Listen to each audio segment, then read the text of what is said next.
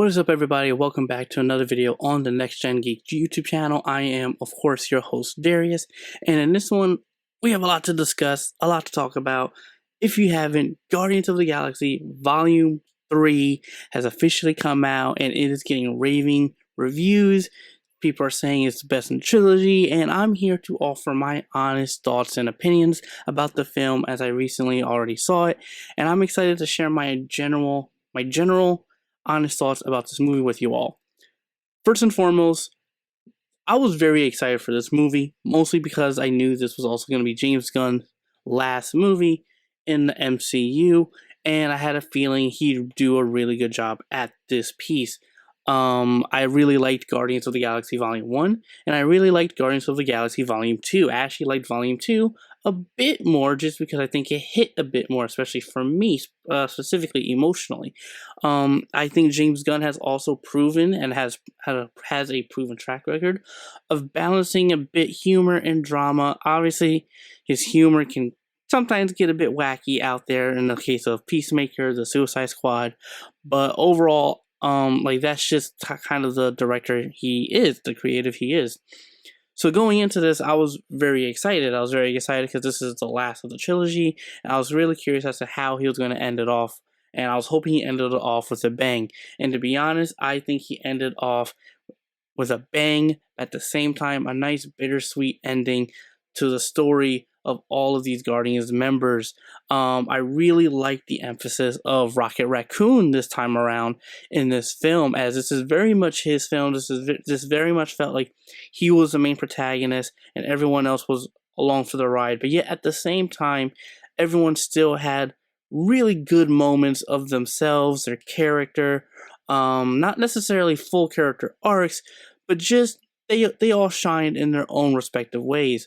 If anything, I think this is my favorite version of Star-Lord, actually, just because you see how he has grown as a person, how he has grown as a character, and how he's grown also as a leader.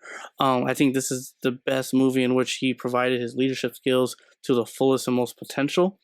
I think this is also an aspect of Star-Lord where we haven't really seen all that much. You can tell that the comedic aspect of Star-Lord has actually gone down a bit, and that's something I also thoroughly enjoy.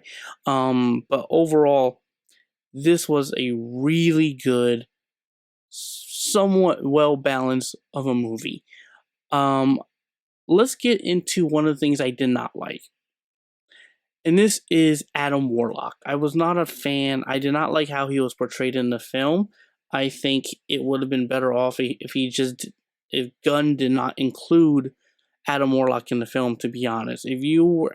How I saw it, he felt more like he was being a grunt for other people and not really his own character. I think you got a glimpse of that at the end, but again, Adam Warlock is a big character in the Marvel Comics, and I don't think Gunn really did him justice all too much in the film. If anything, replace him with a different character, I would feel a lot better with that. But again, not about my feelings, but still, I just was not a fan of how Adam Warlock was portrayed in the movie.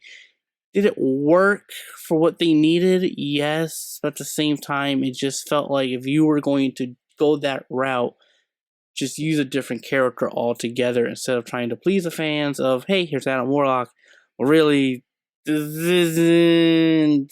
didn't work, at least for me. I really liked the emphasis, and back to Rocket Raccoon, I really liked his story. I really liked how we got to see how he came about. We got to see what the High Evolutionary did to him, what the High Evolutionary did to other people, and etc. And I really like the idea of and one of the themes of animal cruelty at the same time.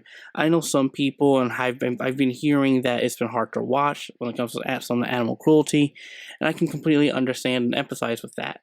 But again, I think that's the theme of the movie, about not just animal cruelty, but also experimentation beyond our moral obligations of who we are as a society and who we are as people at the same time. And I really like Gunn was tackling that in a light way, not too heavy. If honestly, another critique, I wish he went a bit deeper. I wish he really explored that theme a bit more in the film. If he had to extend it a bit, then I'm fine with that, because just how everything was executed, I thought was really well done. I do think some of the comedy is definitely overpowering at some points. I think you can definitely tell when they hone in on a dramatic moment and then they undercut it with comedy. I think you should just let that breathe. That's just a personal taste of mine. But overall, like I said, I had a great, fun experience with a Marvel movie. It's been a while. The last Marvel movie I really loved, if not enjoyed or liked a lot, was Spider-Man No Way Home. And again, since No Way Home, we've had Eternals, wasn't a fan of. We had Black Widow, wasn't a fan of. We've had Doctor Strange, wasn't a fan of. Wakanda Forever. And, it's just been, to me at least, it's been a lot of misses. And I think a lot of other people are coming to the same consensus that Marvel Studios does not have the same magic as they used to. And again, I don't think they should really try to replicate that, but just focus on telling good stories. And I don't think they've been doing that to the best of their ability, or I want them to be great. That's the thing, but they're not great in my opinion. And the MCU has definitely teetered off. But Guardians 3 was exceptional. It was really good. It was great. I think it was better balance of a film than Thor: Love and Thunder. I actually completely forgot about Thor: Love and Thunder as I was listing the other movies off until now. Did not like that movie at all. I think Gunn had a better handle on these characters in Guardians 3. And knowing that this is also his last movie in the MCU kind of sucks. It kind of sucks, but it's understandable as he is now part of the DC Universe. Now, what does this mean for Guardians after? Because if you've stayed for the post credits, right, I am going to talk about a bit of this the post credit scenes. You do see Rocket is now leading the Guardians now, and I find that really cool. I like that a lot. I like that choice. You see Star-Lord is back on Earth chilling with his grandpa. And you see a lot of these characters go their separate ways, and I really like that you don't necessarily need to kill a character off to complete their story fully. I think Star-Lord, his story is done. And he's taking the Iron Man route of, I'm just going to chill now.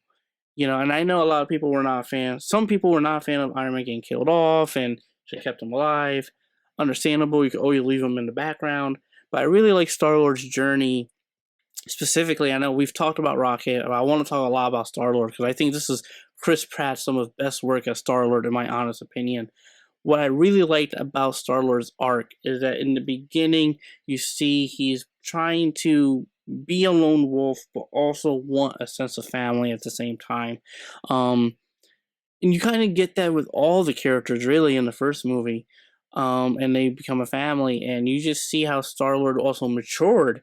I think him losing the love of his life, Gamora, if you haven't seen Endgame, Infinity War, oh well, should have seen it by now. I think that really put the nail in the coffin for him of like, yo, I need to stop messing around.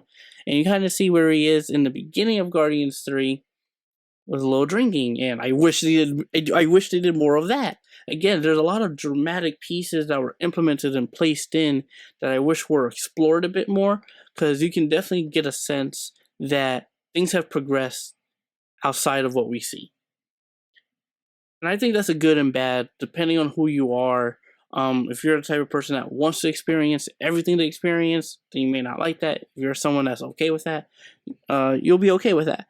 But yeah, I really like Star-Lord's just his journey throughout the entire film and throughout and matured, and how he's still grabbing onto the past a bit with Gamora, the other Gamora. And you get to see a bit of that dynamic between him and new Gamora. And I will say, I did like Zoe Saldana. I'll always like Zoe Saldana's a great actress. I liked her as Gamora in this. However, this Gamora feels a bit off. And what I mean by this is, if we know from Guardians 1, Gamora wasn't too much of a dick. That's the thing. It's like she had those moments, but at the same time, it was balanced. Where this one, she kind of goes full ballistic, and it feels a bit tonally inconsistent with the character, mostly because you're plucking her out of a timeline where she is sort of almost in the in between of not wanting to be with Thanos, wanting to be with Thanos, sort of thing. And then a couple years, I think after that, you see that she joins the Guardians, and that all of that transpires. So it definitely felt a bit odd that this was a more abrupt, abrasive version of her. Just because I'm trying to figure out the timeline of where this Gamora was specifically plucked out. But if we look at it, is literally looks like it's literally around the time Star-Lord, past Star-Lord gets the orb, and she kind of teeters. So that's why I'm a bit off with this version of Gamora. Not that it's a bad one, but it's just concerning about the consistency of Gamora's character in general in the MCU. Because it's technically the same Gamora. It's a different one, but it's the same one from a different time. It's all confusing. Not really, but it's basically picture it as a timeline as one straight line. Endgame is here. We experience all of that Gamora. They plucked her out of the beginning. It's the same Gamora, but it's just a different. It's just she's alive. That's the thing, you know. She's plucked out when she was alive, but at the time of around, it looks like Guardians 1. So that's why she felt a bit off, in my opinion. Nebula, I definitely enjoyed her presence. You know, she's great to watch sometimes. Same with Mantis, same with Drax. All have great comedic moments. Groot, that's the same thing for my man Groot. But yeah, overall, I really did like this movie. I think it was a much better balance of a film, especially compared to other MCU movies at the current moment. And so I think everyone should try to go see this if you can. If you haven't, go ahead and watch this movie. I highly recommend it. It's been a while, at least for me, that I thoroughly enjoyed a Marvel movie. Last one, like I said, was No Way Home, that I absolutely loved. Despite its flaws, I love No Way Home. So I am hoping, and again, it feels like, and it sucks because it's like, I really like this movie. I thought it was really good. But yet at the same time, the Marvel movies have not been performing that well at the box office. And when you look at the opening box office right now, or at least the box office right now is at 320 million.